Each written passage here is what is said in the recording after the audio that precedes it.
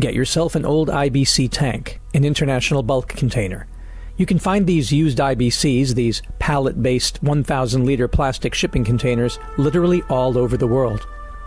Take a 3-inch hole saw and drill 3 holes in the top of the tank as shown. If you're in a place with no electricity and no power drill, take a piece of metal pipe with a 3-inch diameter and heat it up and melt the holes through the plastic. We did this in the Dominican Republic with a 3-inch metal sink strainer. 3 inches is 76 millimeters for those of you doing metric. This is the diameter of the outer flange of the 2-inch uniseals we use.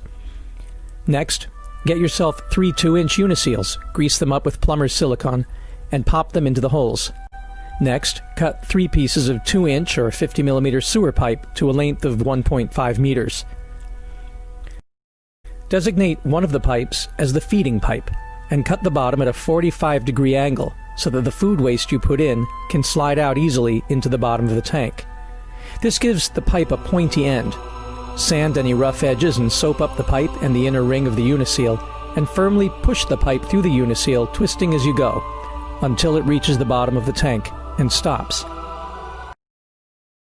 Designate the second of your 3 pipes as the gas outlet pipe, and cut a hole so that it will be just below the top of the digester when inserted through the second uniseal and pushed to the bottom.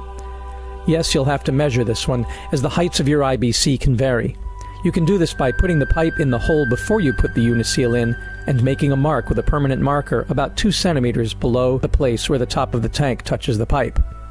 Make sure you sand the edges of this hole smooth and flush so it doesn't cut or get stuck on the uniseal on the way down. Then push the gas outlet pipe into the tank through the uniseal. We like to put the feeding pipe and the gas outlet pipe on the same side of the digester, as we find that this is where most of the food settles and most of the gas rises and collects. Designate the third of your 2-inch pipes, the slurry or effluent pipe, where the rich organic liquid fertilizer or compost tea will exit. We cut a hole in this last pipe. Make sure you also sand the edges of this hole smooth and flush so it doesn't cut or get stuck in the uniseal on the way down, so that when it's pushed down to the bottom through the uniseal, the hole will be somewhere near the middle of the tank. We do this because bioactive solids are being digested at the bottom of the tank, mostly carbs and protein, while lipids, oils, and fats will rise and be digested at the top of the tank, and we don't want to remove feedstock that is still energy-rich.